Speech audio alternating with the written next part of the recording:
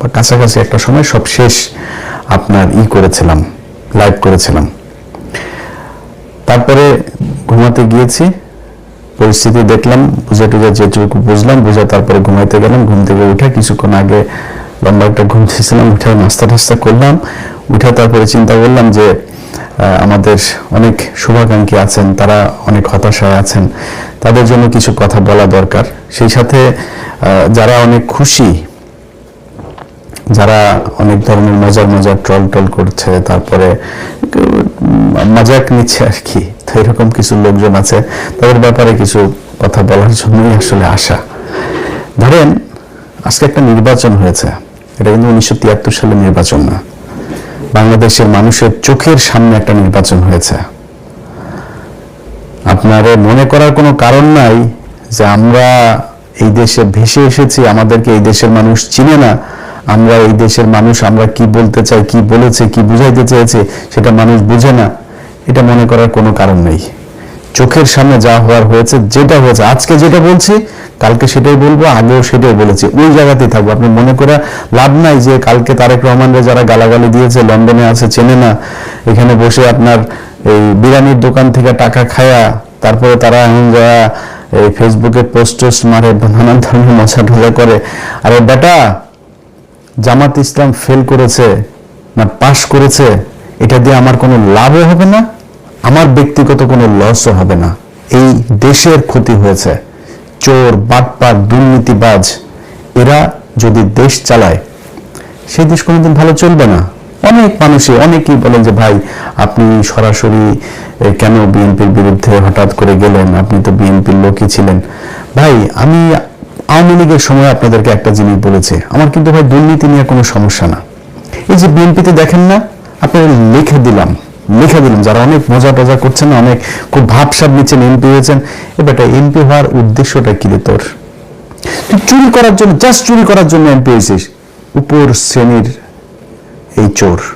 তোর সন্তান একটা এমপি, চোখ বন্ধ করে বলে দিবেন বিএনপি কিংবা আওয়ামী লীগের, চোখ বন্ধ করে বলে দেবেন ও যদি এমপি ছেলে হয় ও চোর। ওর পেটের মধ্যে পাড়া মারলে চুরির টাকা বের হবে, চুরির ভাত বের হবে, খাবার বের হবে, ও যে গাড়ি চড়ে সেটা চুরির টাকার, বাংলাদেশের জনগণের চুরির টাকা দিয়ে।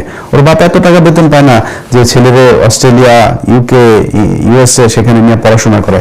সব এমপিদের ছেলে মেয়েরা বিদেশে পড়াশোনা করে, সবার, একজনও বাদ নাই। কিছু হইলেই তারা বিদেশে টাকা পয়সা কেমনে পাঠাবে, পোলাপান্ডে কেমনে বিদেশ পাঠাবে, আর পাতলা পায়খানা, হাঁচি কাশি যাই হোক, তারা সিঙ্গাপুর, থাইল্যান্ডে গিয়ে ট্রিটমেন্ট নিবে। এটা কমন জিনিস। টাকাটা কোত্থেকে আসে? চোর বাংলাদেশে চুরি করে তারপরে রাজনীতি করে, কিন্তু এটা নিয়ে কিছু বলতাম না, কারণ চুরি করে আপনি যদি নাকি এখন থামাইতে যান, এটা থামাইতে পারবেন না। এটা একদম এস্টাবলিশ হয়ে গিয়েছে যে এরা চুরি করবেই, এটা এইভাবেই চলবে। কালকে একজনকে আমি বলছিলাম যে যে কোনো পুলিশ অফিসারের আপনার সাথে কথা হচ্ছিল, আমি তার বললাম যে ভাই, উনিভাবে কথা বলার সময় ভাবি আবার পাশে থেকে বলছে যে ভাই কি অবস্থা, সেই মাঝে মধ্যে কথা টথা হয়।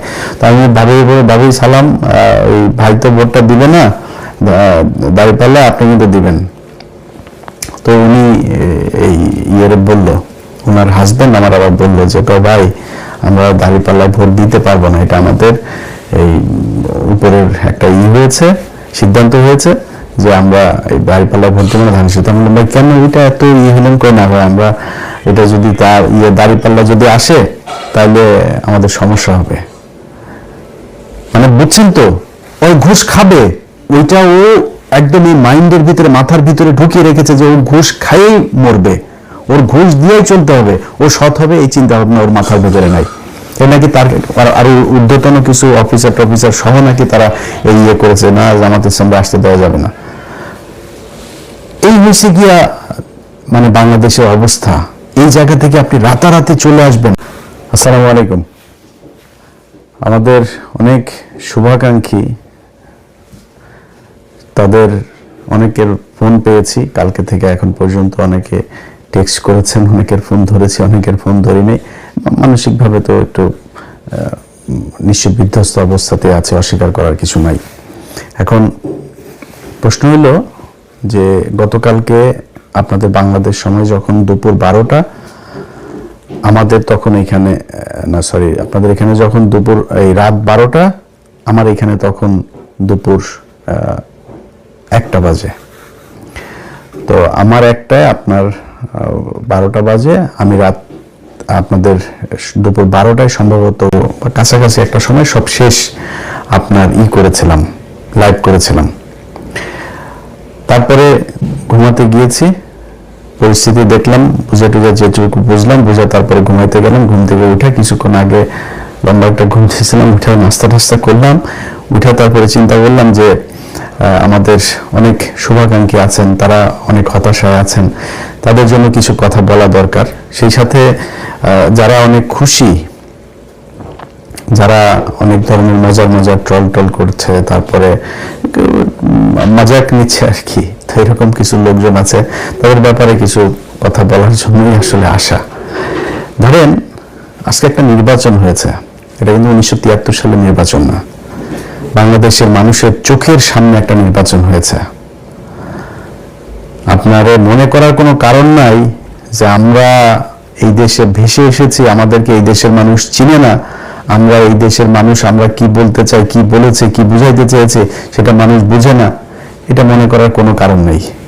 চোখের সামনে যা হওয়ার হয়েছে, যেটা হয়েছে, আজকে যেটা বলছি কালকে সেটাই বলবো, আগেও সেটাই বলেছি, ওই জায়গাতেই থাকবো। আপনি মনে করে লাভ নাই যে কালকে তারেক রহমানরে যারা গালাগালি দিয়েছে, লন্ডনে আছে, চেনে না, এখানে বসে আপনার এই বিরিয়ানির দোকান থেকে টাকা খায়া তারপরে তারা এখন যারা এই ফেসবুকে পোস্ট মারে, নানান ধরনের মজা টজা করে।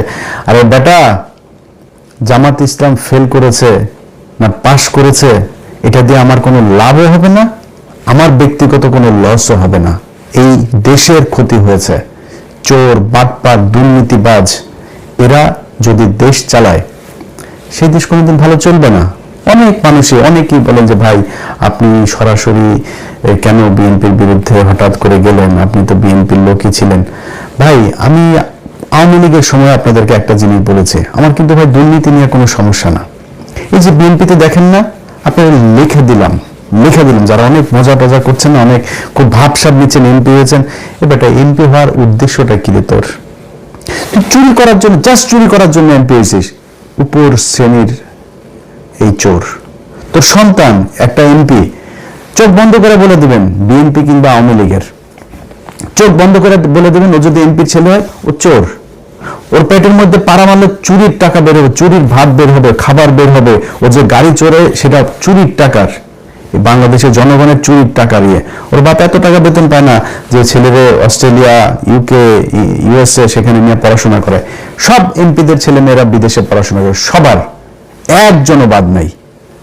কিছু হইলেই তারা বিদেশে টাকা পয়সা কেমনে পাঠাবে, পোলাপান্ডে কেমনে বিদেশ পাঠাবে, আর পাতলা পায়খানা, হাঁচি কাশি যাই হোক, তারা সিঙ্গাপুর, থাইল্যান্ডে গিয়ে ট্রিটমেন্ট নিবে। এটা কমন জিনিস। টাকাটা কোত্থেকে আসে?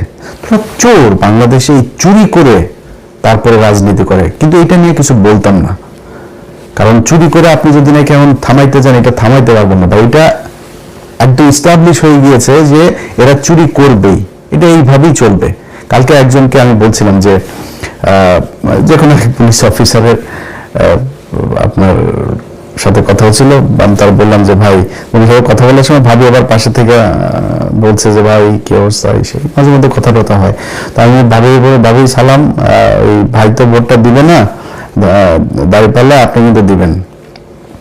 তো উনি এই বললো, ওনার হাজবেন্ড আমার আবার বললো যে তো ভাই আমরা দাঁড়িপাল্লায় ভোট দিতে পারবো না, এটা আমাদের এই উপরের একটা হয়েছে, সিদ্ধান্ত হয়েছে যে আমরা এই দাঁড়িপাল্লায় ভোট দেবো না, ধান শীত। আমি বললাম কেন এটা এত হলেন করে না হয়, আমরা এটা যদি তার দাঁড়িপাল্লা যদি আসে তাহলে আমাদের সমস্যা হবে। মানে বুঝছেন তো, ওই ঘুষ খাবে, ওইটা ও একদম এই মাইন্ডের ভিতরে, মাথার ভিতরে ঢুকিয়ে রেখেছে যে ও ঘুষ খাইয়েই মরবে, ওর ঘুষ দিয়েই চলতে হবে, ও সৎ হবে, এই চিন্তা ভাবনা ওর মাথার ভিতরে নাই। নাকি তার আরো ঊর্ধ্বতন কিছু অফিসার সহ নাকি তারা এই করেছে, না জামাত ইসলামকে আসতে দেওয়া যাবে না। এই হয়েছে গিয়া মানে বাংলাদেশের অবস্থা। এই জায়গা থেকে আপনি রাতারাতি চলে আসবেন, এটা সম্ভব না।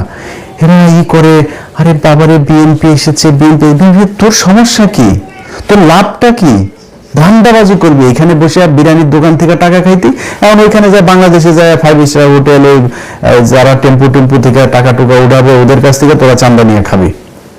এটাই তো একটা টেলিভিশনে যায় না বসবি, এরপরে ওইখান থেকে বসে বসে তারপরে ধান্দাবাজি করবি বিভিন্ন জায়গায়। তোর এই যে এমপির কাছে যে এলাকার পোলাপান যে যায় টাকা পয়সাগুলি দেয়, এটা কিসের টাকা? যে ভিক্ষা করে ওর টাকাও তোদের পেটে যায়। এই যে এমপিদের পোলাপান যারা আছিস তোদের পেটের মধ্যে ভিক্ষা করে ফুটপাতে বসা ল্যাংড়া খোড়া যেসব মানুষ যাদেরকে আল্লাহ কোনো না কোনো কারণে প্রতিবন্ধী বানিয়েছেন, এরা হালাল ইনকাম করে। ভিক্ষা করা ভিক্ষা হালাল, কিন্তু খুব নিম্নমানের হালাল, কিন্তু হালাল, এটা হারাম না। সেই মানুষের টাকা তোদের পেটে আছে, কারণ ওই যে ভিক্ষা করে না ওরা কিন্তু চাঁদা দেয়, চাঁদা না দিয়ে কেউ বসতে পারে না, এই চাঁদার এই টাকা তোদের পেটে। সো এমপিদের তোরা এই এমপি হয়েছিস, এই আবার ভোট চুরি করে এত খুশি হয়ে তারপরে এত ভাল লাগে কথা বলতে। আরে বাবারে মনে বিরাট একটা ব্যাপার, বা কি হয় কি হইলো, আরে বাবা বিশাল ব্যাপার। কি করবি? চুরি করবি? কোন ভালো উদ্দেশ্য আছে? একজন এমপি বল আমার বিএনপির একজন এমপি আছে যার কিনা উদ্দেশ্য আছে আসলে দেশের এই করা, দেশের সেবা মারা। এরা এই যে কথা বলে দেশের মানুষের জন্য কিছু, আল্লাহর পর সালারা, তুই মানুষের জন্য যদি কিছু করতে চাইতি তো সম্পত্তি কমে? কোন এমপির সম্পত্তি কমে জীবনে কোনোদিন? ওই এমপি হইলে যদি 5 কোটির মালিক হয় পরের বছর এই হলফনামার মধ্যে যাই করে। এই হলো গিয়ে অবস্থা। এই হলফনামাটা নিয়েও এই ইউনূসের সরকার এই শয়তানি করেছে। আওয়ামী লীগের সময় হলফনামাগুলো অনলাইনে দেখা যেত, কয়েকদিন আগে এই নির্বাচন কমিশন আসার পরে হলফনামাগুলো সব বন্ধ করে দিয়েছে। বন্ধ করেছে কেন জানেন? 2018 সালে এইবারের অনেক বিএনপির প্রার্থীদের হলফনামা এখানে ছিল। ওই সম্পত্তির হিসাব এই 1.5 বছরে তো মিলবে না। এই 1.5 বছরে তো এক একজন আঙুল ফুলে কলা গাছ হয়েছে, এগুলো তো মিলবে না। তো না মিললে কি হবে? না মিললে তাইলে দেখে ফেলবে, বুঝে ফেলবে, ইচ্ছা করে খুব উদ্দেশ্য প্রণোদিত ভাবে সেই ইয়েটা ওইখান থেকে সরানো হয়েছে হলফনামাটা। রেজাল্টটার আমি যখন কিনা 12টা পর্যন্ত আপনাদের করলাম, ঘুমাইলাম, তখন পর্যন্ত আপনাদেরকে আমি সবশেষ লাইভে বলেছিলাম যে প্রথমে চারিদিক থেকে দাঁড়িপাল্লা রেজাল্ট আসা শুরু করেছে। আমার 2জন ফোন করেছে মজা করার জন্য, ভাই টিকিট করেন, দেশে আসতে হবে সেই। আমি বললাম ভাই দেখেন এখনো বহুত খেলা বাকি আছে, এখানে এত ইজি না জিনিসটা, এখনো ন্যাশনাল ইন্টারন্যাশনাল ডিপ স্টেট তারপরে হলো গিয়া উত্তর পাড়াটারা যা আছে সব মিলে তারপরে বহুত হিসাব আছে। তখন নির্বাচন কমিশনের যে অ্যাপসটা আছে সেখানে দেখাইলো সব শেষ, ওরা দেখিয়েছে দাঁড়িপাল্লা 17 আর ধানের শীষ 12।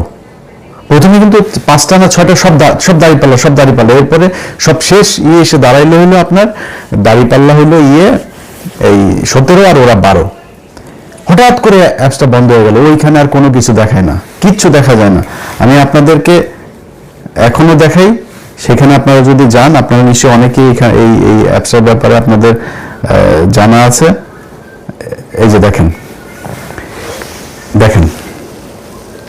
রেজাল্ট শেষ হয়ে গিয়েছে, প্রধানমন্ত্রী বসে যাবে কিছুক্ষণের মধ্যে। সেই দেশে এখন পর্যন্ত নির্বাচন কমিশনের এই চোরের বাচ্চাদের সাথে আমার সমস্যাটা কেন হয়েছে সেটা এই দেশের মানুষ হারে হারে টের পাবে।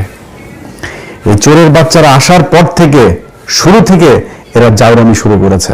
ইন্টারন্যাশনাল জাউরা একটা নিয়ে বসাইছে ওইখানে, ন্যাশনাল জাউরাদের পাশাপাশি ইন্টারন্যাশনাল জাউরাও সেখানে বসেছে। সেই জাউরারা বসে তারপরে কি করলো, যারা ওদেরকে বসাইলো ওদের নাম দিল মব নাম দিয়ে তারপরে করলো কি, ওদের দায় মুক্তি দিল। শুয়ারের বাচ্চা দায় মুক্তি, শেখ হাসিনারে খাদাইছে, এটা দায় মুক্তি। এটা কি অপরাধ করছে যে ওর দায় মুক্তি দিব? হিটলারের দেশে দায় মুক্তি দেওয়া হয়েছিল, মুসলিমের দেশে দায় মুক্তি দেওয়া হয়েছিল, কয়েকদিন আগে সিরিয়াতে হয়েছে দায় মুক্তি দেওয়া হয়েছে। জীবনে কোনোদিন কোনো বিপ্লবের দায় মুক্তি দেওয়া হয়? দায় মুক্তি দিলে কি হয় এটা বাংলাদেশেই উদাহরণ আছে। জিয়াউর রহমান ইন্ডেমনিটি দিয়ে গিয়েছিলেন, এই আপনার ইন্ডেমনিটিটা যদি মুস্তাকের সময় দেওয়া হয়েছিল সে এক্সটেন্ড করেছিল, সেটারে উদ্যোগ করে না।